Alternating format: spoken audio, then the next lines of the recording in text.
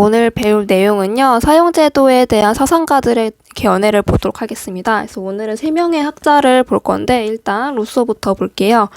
그래서 루소 이름 옆에 써놓은 거 보듯이, 루소는 사용제도에 대해서 찬성을 하는 입장을 가지고 있다로 나와있죠.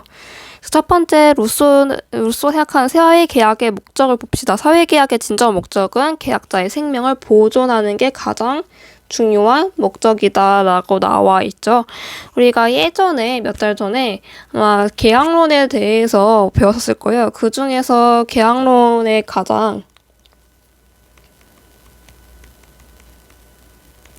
대표적인 사상가가 홉스, 로크, 루소이죠. 그래서 저번에 예전에 배웠었던 계약론 같은 경우에는 홉스 사상을 위주로 한 계약론이었을 거예요. 그래서 홉스, 로크, 루소 이 사회계약론자는 공통적으로 주장하는 것이 무엇이냐면은 우리가 살고 있는 사회가 있죠. 이 사회가 형성되기 이전의 상태를 뭐라고 하냐? 우리가 이걸 자연 상태다라고 부르는 거죠. 예, 자연 상태 같은 경우에는 공통의 법, 공통의 통치자, 공통의 재판관 이런 것들이 없어서 자연 상태에 살고 있는 사람들이 자유롭게 자신의 행동할 수 있는 그런 상태, 이걸 우리가 자연 상태라고 배웠었죠. 그런데 자연 상태는 홉스가 볼 때는 자연 상태는 만인에 대한 만인의 투쟁 상태다라고 봤고, 로크 같은 경우에는 홉스랑 좀 달라요. 예, 로크 같은 경우에는 자연 상태는 그렇게 막 전쟁 상태까지는 아닌데 약간 불완전한 상태다. 불완전한 평화가 있는 상태다 이렇게 봤고, 루소 같은 경우에는 자연 상태를 굉장히 평화롭게 봐요. 이런 내용들은 나중에 율리아 서성시드 간에 배울 거예요. 그런데 여러 가지 자연 상태에 문제점이 발생해가지고 이제 자연 상태에서 살고 있는 사람들끼리 서로 계약을 맺어가지고 우리 공통된 사회를 만듭시다 해서 사회를 만든 거죠. 사회를 만들면서 공통된 실정법을 만들고, 그 다음에 통치자, 국가, 등등등 이런 것들을 형성을 하겠죠. 그래서 이제 사회를 형성하니까 자연 상태에는 여러 가지 문제점이 있다고 했었죠. 이 문제점 해결할 수 있어서 사회에는 나름의 평화와 자유가 보장이 된다는 특징이 있다고 했었어요. 사회계약에 여러 가지 목적이 있긴 한데 그 중에서 가장 중요한 거는 그러니까 시민들의 생명을 보존하는 게 가장 큰 목적이에요. 국가가 반드시 해야 하는 일이고요. 두 번째 보면은 타인의 희생으로 자기의 생명을 보존하려고 하는 사람은 필요하다면 타인을 위해 마땅히 자신의 생명을 희생하겠다는 것에 동의한다라고 나와 있죠. 이게 무슨 말이냐? 그래서 우리가 자연 상태는 굉장히 불완전한 상태이기 때문에 계약을 맺어가지고 우리가 사회를 형성했어요. 그런데 우리 사회에 이상한 범죄자가 있어요. 자꾸 동료 시민을 죽이는 살인마가 있어. 그래서 이 살인마를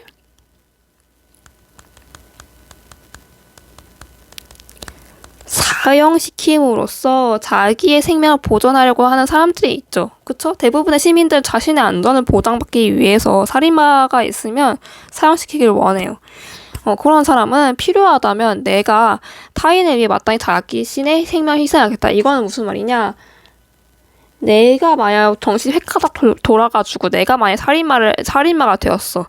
그렇다면 나 역시도 타인을 위해서 나 자신을 희생시키는 거에 대해서 동의한다. 이 말입니다. 이 사회계약에는 이런 의미까지 다 들어가 있다고 루소가 주장하는 거예요.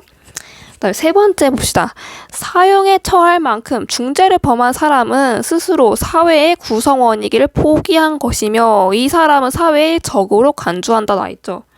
아까 얘기했듯이 계약론자의 가장 공통된 부분이 무엇이냐?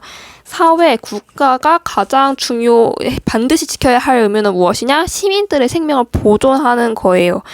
그런데 만약에 우리 사회에 살인마가 있어. 그런 사람은 자기가 스스로 한 계약을 깨는 거죠. 이 계약 같은 경우에는 우리 자연 상태 때는 홉스가 얘기했듯이 전쟁 상태다라고 했었잖아요.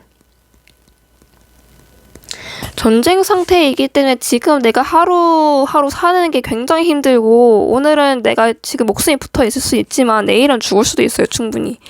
그런 불안정한 상태를 끝내기 위해서 우리가 계약을 맺었는데, 아니 감히 너가 자연 상태로 다시 돌아가려고 사람을 죽여? 그러면 넌 계약을 깬 거니까 너는 더 이상 사회 구성원인 걸 비기를 포기한 거야. 이런 식으로 간주한다는 거죠. 네, 물론 아까 얘기했듯이 홉스랑 로크랑 루소가 말하는 자연 상태는 디테일하게 다르긴, 이렇게 좀 자세하게는 좀 많이 다르긴 한데, 아무튼, 결국에 이 세 명의 공통점은 무엇이냐? 우리가 제대로 된 민주주의적인 사회라던가 아니면 공화주의적 사회라던가 아무튼 제대로 된 사회를 형성하기 이전에 계약을 맺기 이전의 상태는 굉장히 불완전하고 나의 뭐 권리라던가 이런 것들이 침해되는 상태다라고 봅니다. 이거는 나중에 자세한 내용이 나중에 별 거예요. 예. 네 번째 볼게요. 그래서 네 번째, 흉악범이 스스로 사회 구성원이기를 포기했다고 보는 이유는 무엇이냐? 일반 의지라는 표현이 루소의 루소만의 약간 특징적인 말입니다. 아까 얘기했듯이 홉스, 로크, 루소가 얘기했듯이 우리가 계약을 맺어서 사회를 형성하기 이전에는요, 여러 가지 나의 권리라던가 나의 자유라던가 나의 생명이라던가 이런 것들이 굉장히 많이 침해받은 상태라고 했어요. 그래서 루소는 어떤 이야기를 하냐? 그렇다면 내가 좀 더 행복한 삶, 내가 좀 더 안전한 삶을 살기 위해서 나의 여러 가지 권리라던가 자유라던가 이런 것들이 있죠. 예, 그런 것들을 어떻게 하냐? 나의 권리를 자신의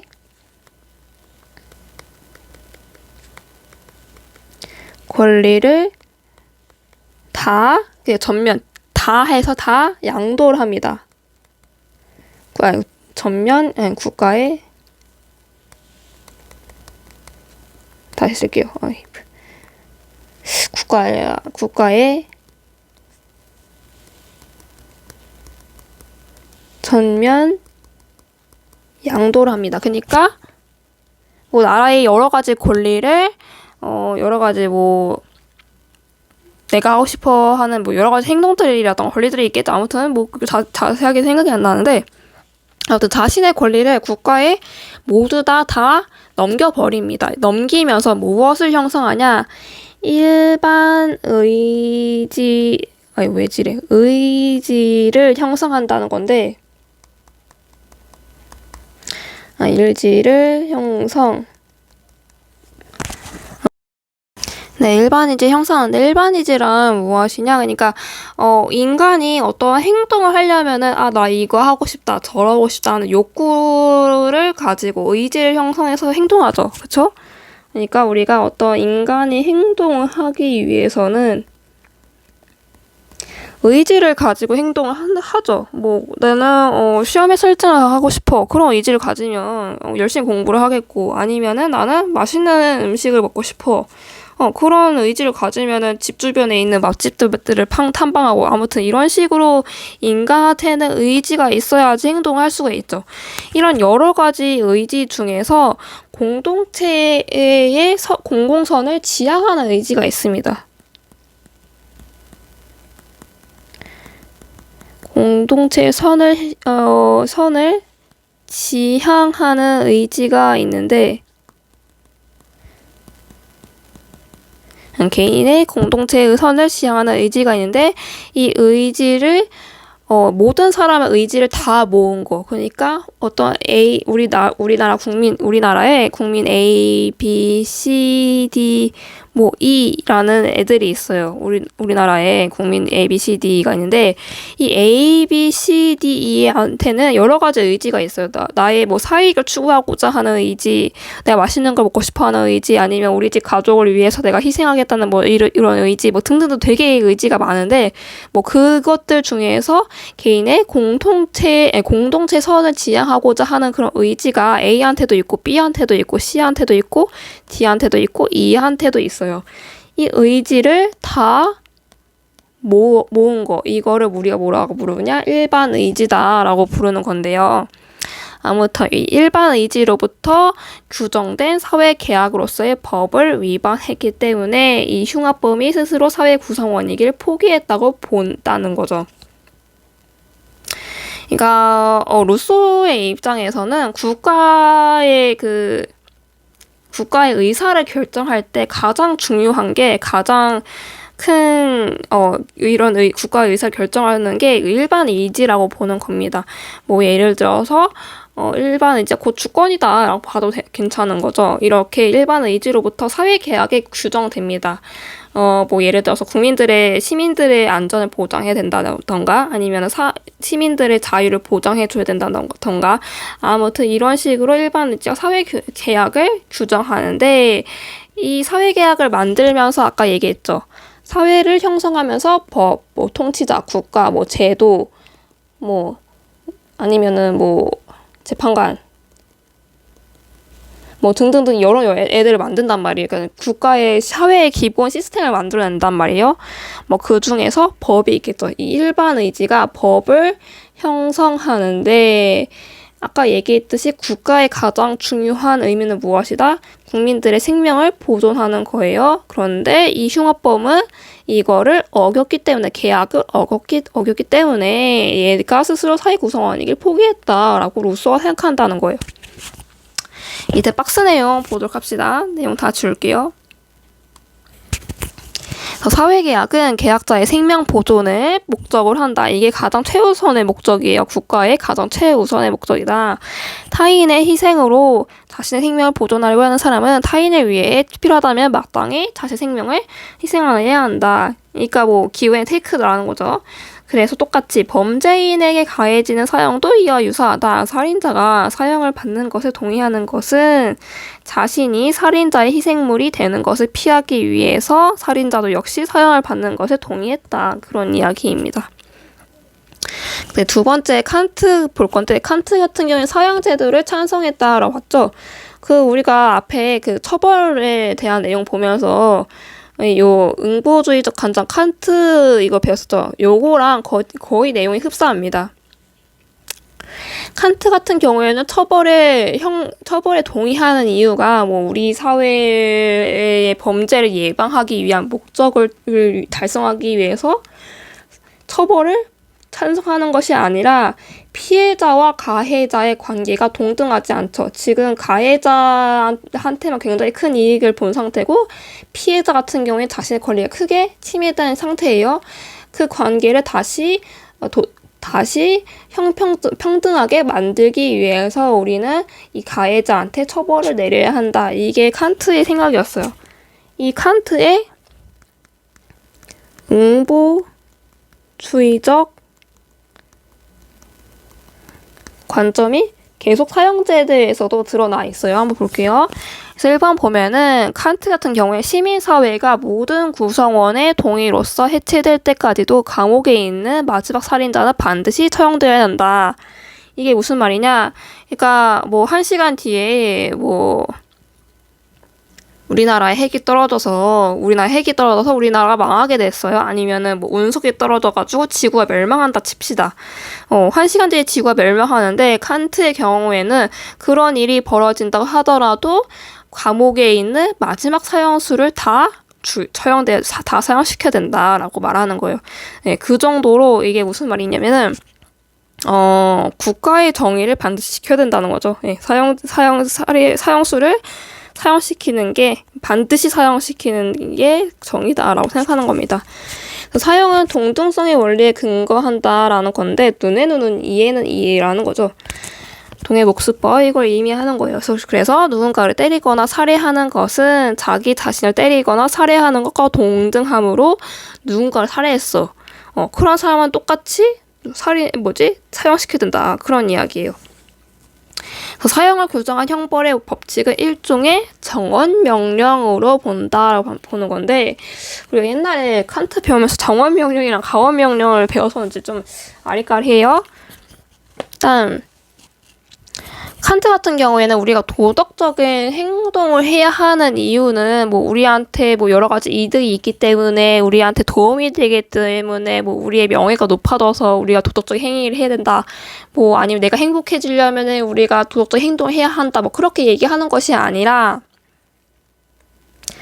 도덕적 행동 그 자체가 옳기 때문에 해야 한다라고 보는 겁니다. 이런 식의 정언 명령은 형식이 어떻게 된다? 너는 반드시 무엇을 해야 한다, 이렇게 보는 거죠. 그 행동 그 자체가 옳기 때문에 반드시 해야 하는 겁니다. 그렇기 때문에 사형을 하는 것도 극악무도한 범죄자를 사형시키는 그 행동 그 자체가 옳기 때문에, 그 행동 그 자체가 정의이기 때문에 반드시 사형을 해야 한다라는 거죠. 굉장히 무서운 애예요. 예.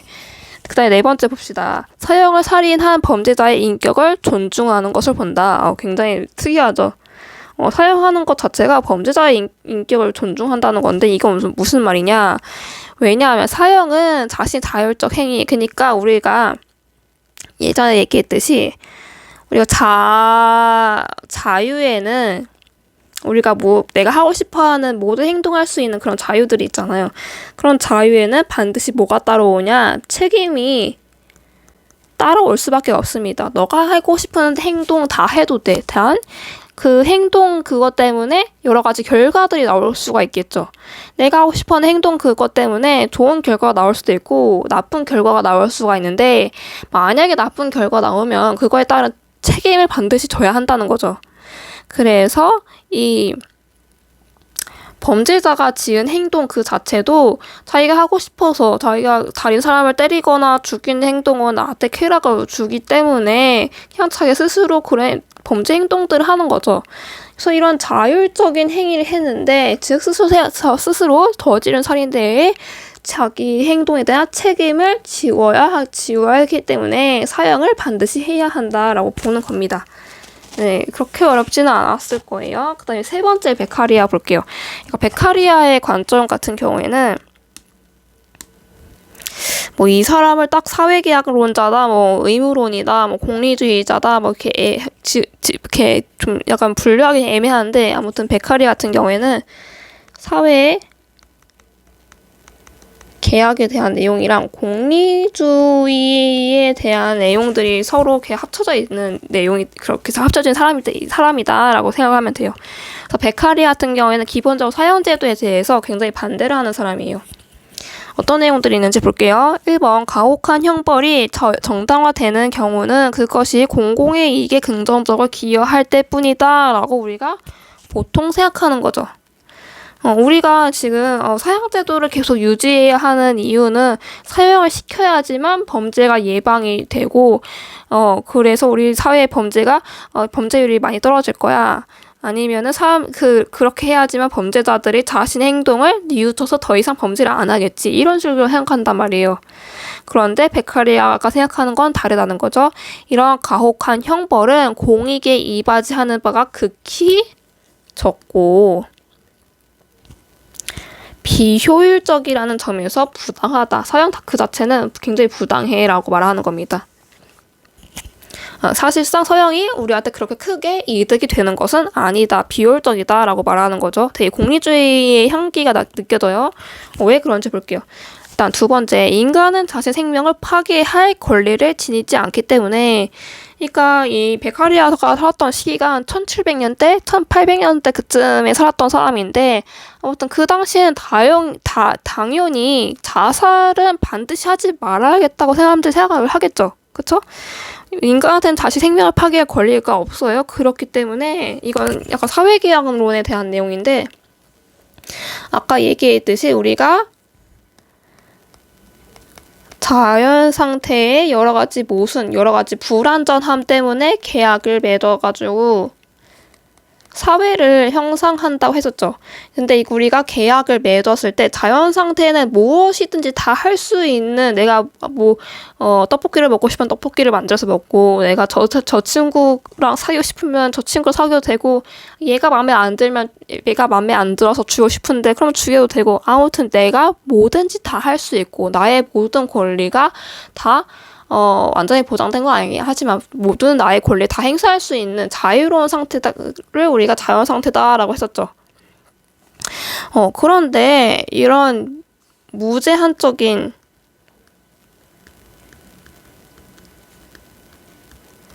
자유 때문에 아까 얘기했듯이 오히려 나의 자유에 피해라 될 거야. 자유의 큰 피해? 큰 제한? 자유의 피해가 간단 말이에요. 그래서 이걸 막기 위해서 자유의 피해가 되기도 하고 나의 생명을 더 이상 보존하기도 굉장히 힘들고요. 아무튼 여러 가지 모순 때문에 우리가 이런 나의 글씨가 이상한데 나의 권리를 일부 양도를 한다던가 아니면 전면 양도를 하는 거죠. 계약을 맺으면서 이 계약을 할 때 나의 권리의 일부 아니면 전면 양도를 합니다. 국가의 양도. 되게 예쁘게 안 써진대. 국가의 양도를 한다고 생각하거든요. 사회를 이렇게 계약을 맺고 사회를 형성하는 과정에서 이런 나의 무제한적인 자유라던가 무제한적인 권리 행사 때문에 오히려 나의 자유에 굉장히 큰 피해가 돼. 그래서 나의 권리들 중에서 일부 아니면 전면 국가 양도를 한다고 사회계약론자들은 말해요. 그런데 아까 얘기했듯이 베카리아 같은 경우에는 인간은 다시 생명을 파괴할 권리를 지니지 않기 때문에 이 생명을 위임하는 것은, 그러니까 자신의 생명을 파괴할 수 있는 그런 권리를 위임하는 것은 당연히 사회계약의 내용에 포함될 수가 없다는 거죠. 왜냐하면 나의 생명을 포기하는 그런 권리는 애초부터 없었기 때문에 사회한테도 양도할 수가 없다는 거예요. 그래서 사회는 아까 봤듯이 개인의 생명을 파괴할 권리를 행사할 수가 없다. 그런 말인 거죠. 네, 세 번째 봅시다. 그래서 사형은 형벌의 강도는 가장 강하죠. 가장 강하나 죽는 건 한순간이니까 지속적이지는 않습니다. 대신에 베카리아는 사형제도 대신에 뭘 이렇게 제한을 하냐면 종신노역형을 제한합니다. 종신노역형도 사형만큼 사회를 이렇게 안전하게 보호하는데 목적을 잘 수행할 수 있다고 본다. 사형 대신에 우리가 종신노역형을 시행하자라고 말하는 거예요. 네 번째, 살인 금지를 규정하는 법의 근거에 살인하는 것이니까 사형하는 것은 당연히 부당하다는 거죠. 밑에 내용을 볼게요. 형벌의 남용은 결코 인간을 계산하지 못했다. 제대로 조직된 국가에서 사형은 정말로 유용하고 정당한가? 인간은 무슨 권리로 그의 이웃을 죽일 수 있단 말인가? 사형은 주권과 법의 원천이 되는 권능으로부터 나온 것은 확실히 아니다. 법은 각 개인의 자유 중에서 최소한의 몫을 모은 것 이외에 어떤 것도 아니다. 이거 밑줄. 법은 개개인의 의사를 대변하는 일반 의사, 아까 일반 의사를 표현했는데 이거는 루소의 일반 의지랑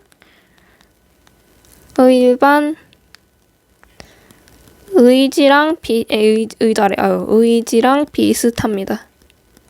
비슷한 의미입니다. 그러니까 우리가 아까 얘기했듯이 우리의 의지들 중에서 굉장히 여러 가지 있는데 그 중에서 공동체의 선을 지향하는 의지가 있죠. 그쵸?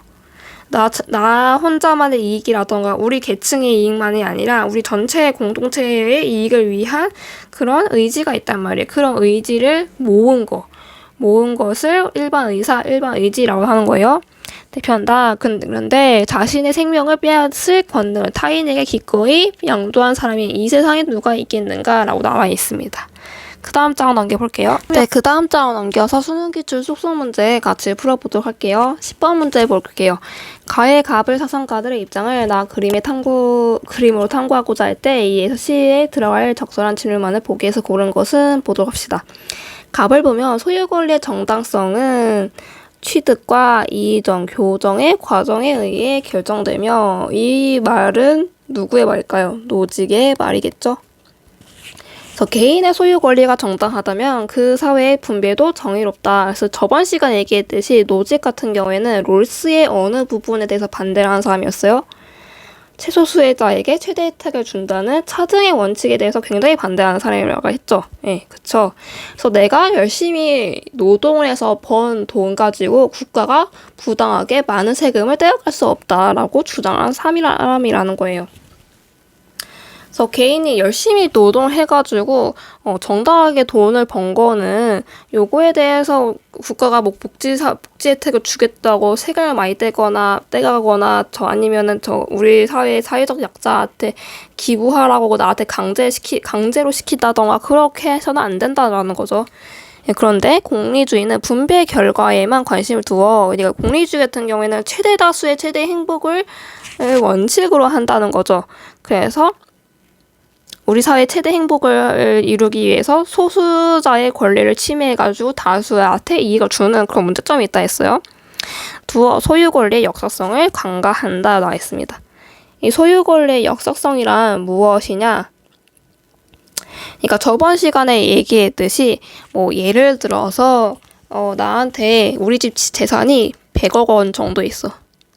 나의 재산이야. 저 선생님의 꿈입니다. 재산에 100억 원이 있었으면 좋겠어요. 100억 원인데 이거를 정당하게 내가 열심히 노동을 해가지고 번 돈이 아니라 내가 사기를 치면서 번 돈이에요. 그렇다면 이 노직의 생각에서는 나의 이 100억 원의 재산이 정당하다고 볼 수 있을까요? 정당하지 않다고 볼까요? 내가 다른 사람부터 사기를 치고 도둑질을 해가지고 번 돈이라면은 이 재산은 정당한 재산이라 보지 않겠죠. 대신에 다른 예를 들어볼게요. 내가 재산이 한 100억 원 정도 있어요. 내가 이 재산을 어떻게 취득을 했냐? 내가 사기를 치거나 도둑질을 하는 게 아니라 내가 정당하게 노동을 해가지고 예를 들어서 내가 획기적인 아이디어가 있어가지고 이 사업 아이템이 대박이 났어. 대박이 나가지고 내가 100억 원을 벌었어. 뭐 이런 식의 과정을 거쳐서 번 돈이라면 나의 소유권은 정당하게 되는 거죠. 이런 식으로 노직은 이 사람이 정당하게 소유물을 취득했냐, 안 했냐, 요것에 이 역사를 본다는 거죠. 역사성을 본다는 그런 말입니다. 그 다음에 을을 볼게요. 사회의 기본 구조는 정의 원칙이라는 말이 나왔습니다. 원칙들의 순서에 따라 평등한 자유에 위배되지 않게 부의 불평등을 배정해야 된다. 이 부의 불평등을 배정한다는 게 무슨 말이겠어요? 최소 수혜자한테 최대 혜택을 주는 그런 방식으로 부의 불평등을 배정해야 된다는 거죠. 그런데 공리주의를 사회 기본 구조의 최우선 원칙으로 삼으면 후속타는 다른 기준들은 불필요하게 된다. 이 말은 뭐냐? 롤스 같은 경우에 공리주의를 굉장히 싫어해요. 예.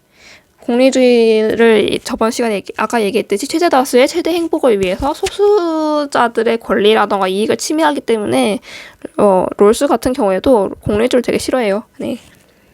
그래서 누구냐? 롤스예요. 롤스.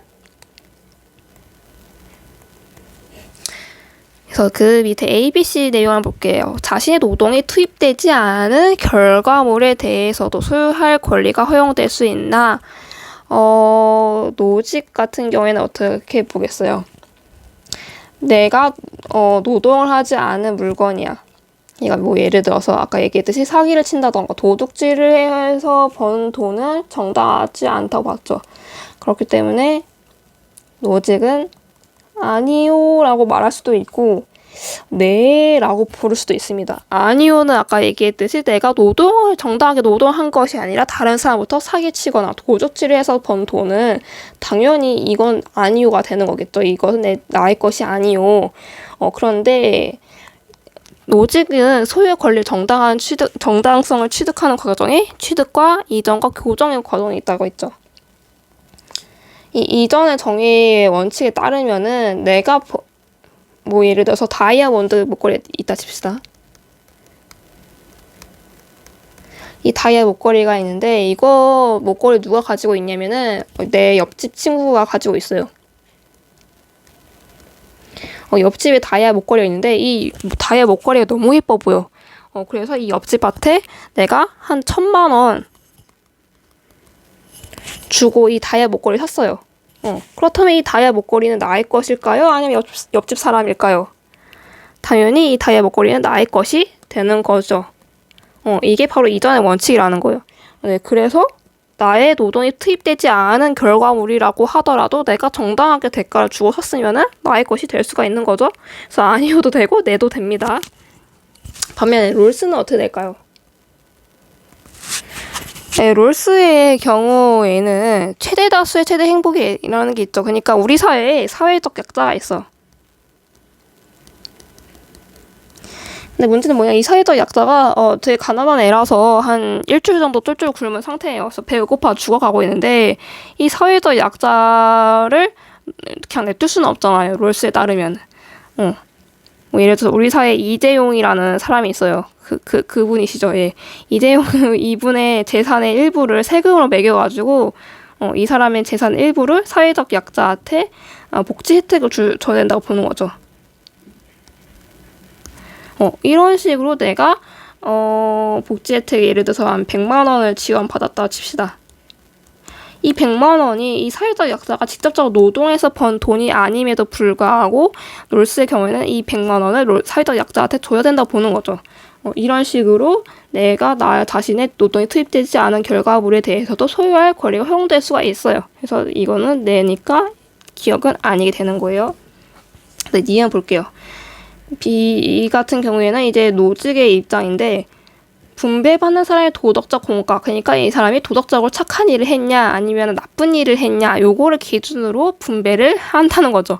이건 노직에 대한 생각이 아닙니다. 이건 니은 아닌 말. 10번 봅시다. 너무 더러워. 지울게요.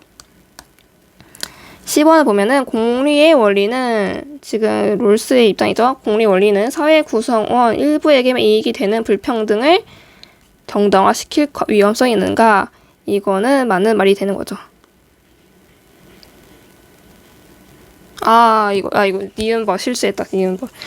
그니까 롤스의 이거 노직 이게 입장인가요? 보는 건데 분배받는 사람의 도덕적 공과를 기준 삼는 분배는 정의 원리에 위배되는 거겠죠. 이건 내가 되는 거라서 니은버는 맞게 되는 겁니다. 아이고 실수할 뻔했네. 이런 식 도덕적 공과를 기준으로 분배하는 거는 정의의 원리에 맞지 않게 되는 거예요. 그래서 이건 내가 되는 거고요. 10번 볼게요. 공리의 원리는 구성원 일부에게만 이익이 되는 불평등을 정당화시킬 위험이 있는가? 내가 되는 거겠죠. 아까 얘기했듯이 공리의 원리는 최대 다수의 최대 행복이라는 도덕 원칙이 있다 했죠. 요거에 따라서 다 법을 만들고 개인이 행동해야 돼요. 근데 이 최대 다수 최대 행복의 문제점이 뭐였어요? 아까 계속 얘기했죠. 다수의 이익을 위해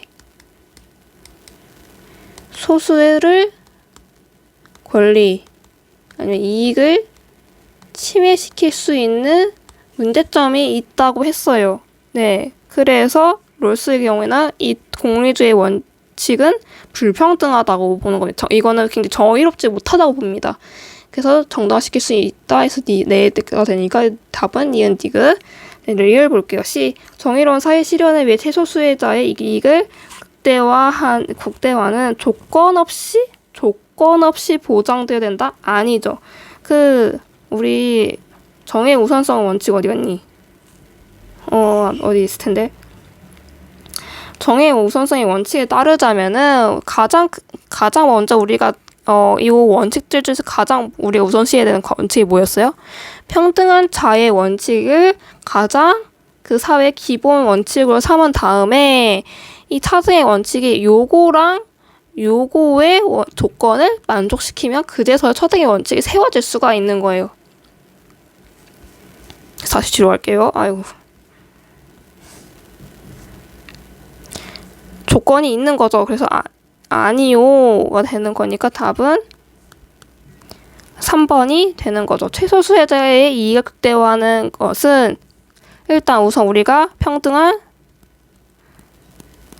자유의 원칙을 만족시키고 그 다음에 공정한 기회 균등 원칙이 있었죠. 공정한 기회 균등이라는 원칙을 만족을 시키는 조건을 이 조건 두 개를 만족시켜야지만 최소수에서 이거에 보장이 될 수가 있다는 거예요. 그래서 답은 3번.